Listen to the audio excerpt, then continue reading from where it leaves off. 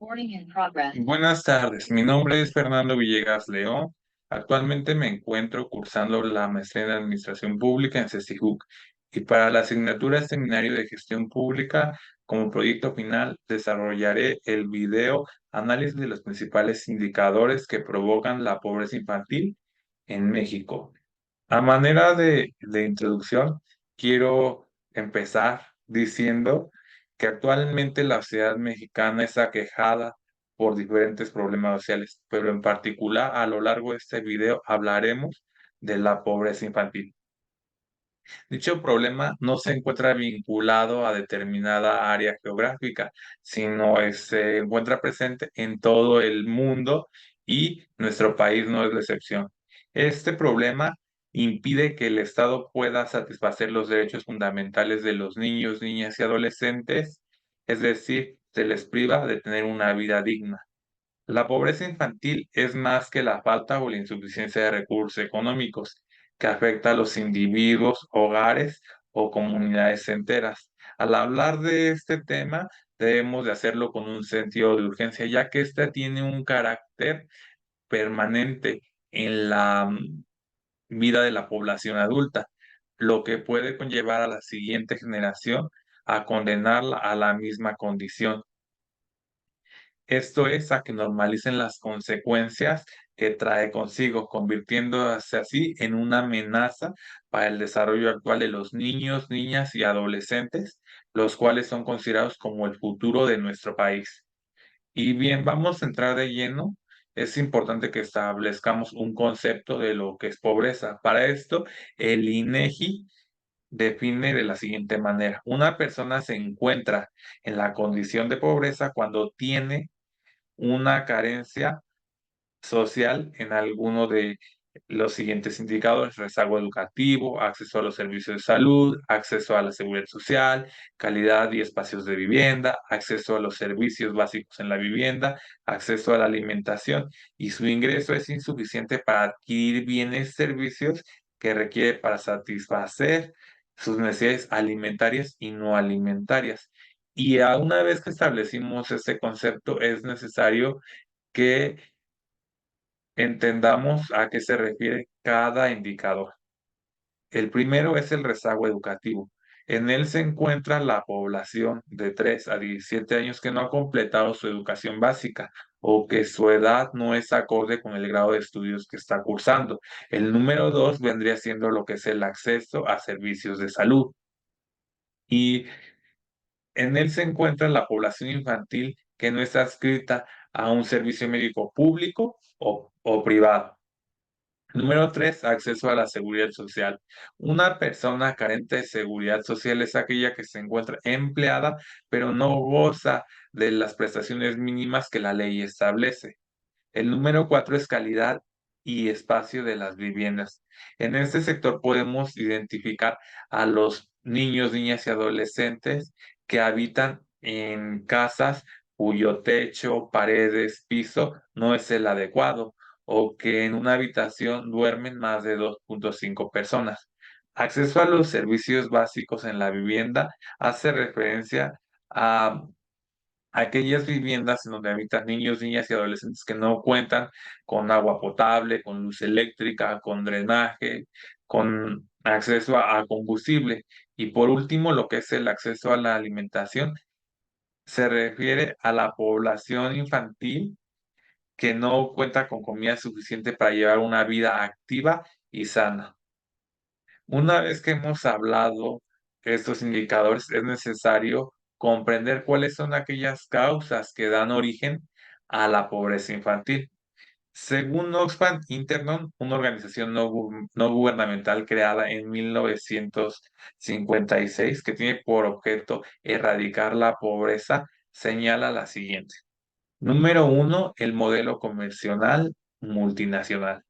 Este hace referencia a que los países desarrollados buscan mano de obra en países tercermundistas, ofrecen trabajo y pagan un salario muy bajo, el cual no alcanza a cubrir las necesidades del sector vulnerable. Número dos vendría siendo la corrupción. Nosotros vemos claramente que este fenómeno en México cada día crece, ya que tristemente los políticos, los gobernantes únicamente buscan satisfacer sus intereses personales y no el de los sectores vulnerables como lo son los niños, las niñas y las adolescentes. Tres, cambio climático. Se refiere a fenómenos naturales como las heladas o las sequías que provocan que las cosechas se pierdan y esto hace que el valor de los alimentos se incremente y también se escasee. Como causa número cuatro encontramos las desigualdades en el reparto de los recursos. Tristemente, las poblaciones rurales siguen siendo un blanco perfecto para la discriminación. En ellas el recurso que se les reparte es insuficiente y en ocasiones este es nulo. También se señala como causa el crecimiento de la población y de acuerdo a los datos recabados por el INEGI en el último censo de población, México en la actualidad cuenta con 135.933.502 habitantes. Dicho crecimiento demográfico tan acelerado ha provocado que se perpetúen las desigualdades a lo largo y ancho de nuestro país. También se encuentran los conflictos armados.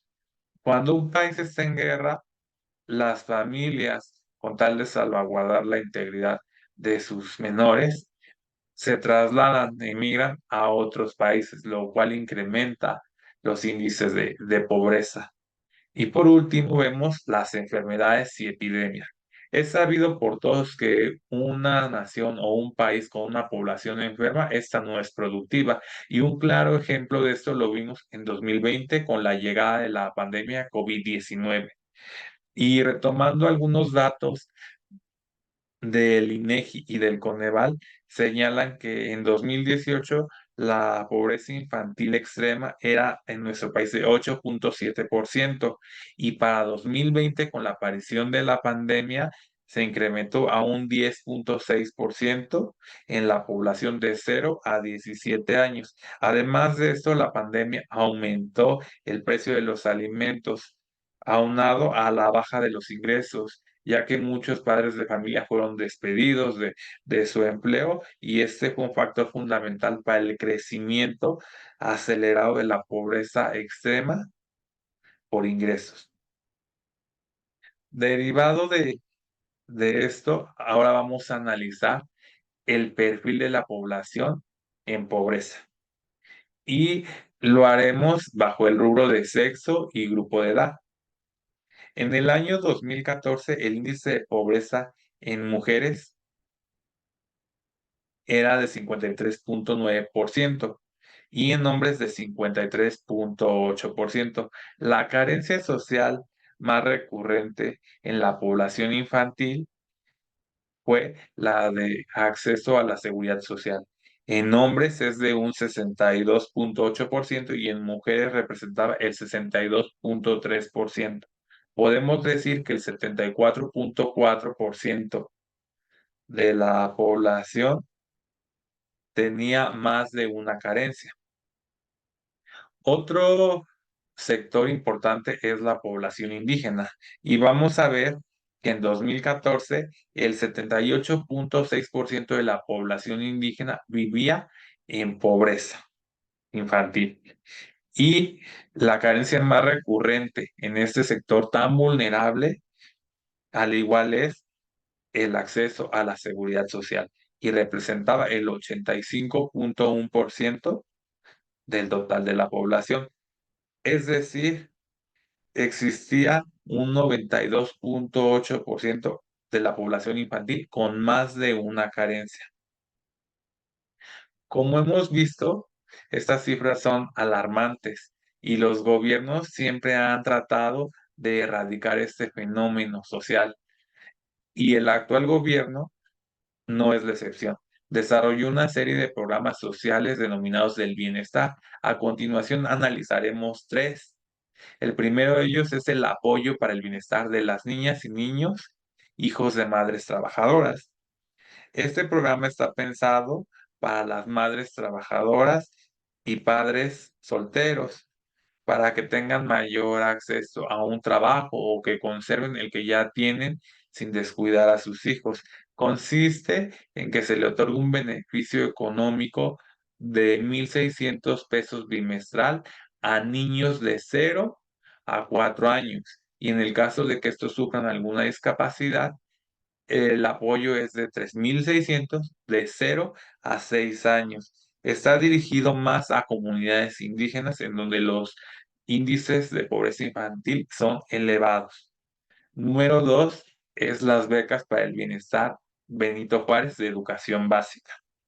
Este apoyo consiste en otorgarle la cantidad de 920 pesos de manera mensual a cada niño o niña que se encuentre inscrito en la educación inicial, primaria y secundaria del sector público. También hay otro programa que es por una mejor vivienda. Este tiene por objeto contribuir a la reducción de la desigualdad social y del rezago habitacional. El apoyo económico consiste en la cantidad de 35,000 pesos que se le otorgan a familias de bajos recursos para que puedan poner en condiciones óptimas la vivienda donde habiten los menores. Y por último, vamos a dar lo que es la conclusión. Podemos decir que la pobreza infantil no solo la debemos reducir a la falta de alimentos, sino que se presenta cuando existe una carencia en los indicadores ligados al desarrollo de los derechos fundamentales y cuando los ingresos no son suficientes para adquirir bienes y servicios que nos permitan cubrir nuestras necesidades básicas. El fenómeno de la pobreza infantil vulnera derechos fundamentales e impide el disfrute de recursos básicos para los niños, niñas y adolescentes, como son los alimentos, el agua potable, la vivienda, educación, sanidad e integridad social, los cuales deben de ser garantizados por el Estado. Hasta aquí hemos visto que la pobreza infantil no discrimina y ataca severamente a los niños, niñas y adolescentes, provocando que en múltiples ocasiones estos abandonen sus estudios y tengan que trabajar para ayudar al ingreso de su familia, ya sea que les den alimento a su patrón o que contribuyan de manera directa a los gastos del hogar. Cabe mencionar que estos trabajos son, no son acordes a la edad que ellos presentan. También vemos que la pobreza infantil en nuestro país constituye un tema que por décadas los integrantes de distintos actores de gobierno han intentado hacerle frente mediante la implementación de programas sociales y políticas públicas que pretenden eliminar la pobreza infantil, pero estos esfuerzos han sido pues insuficientes, ya que este fenómeno crece de manera acelerada, así como lo hace la población. Por lo tanto, hasta que no exista una correcta distribución de los recursos, así como la promoción de la transparencia, la rendición de cuentas, la participación ciudadana, este problema seguirá siendo un principal reto para el desarrollo de la vida de nuestro país y la equidad social. Por mi parte sería todo. Muchas gracias.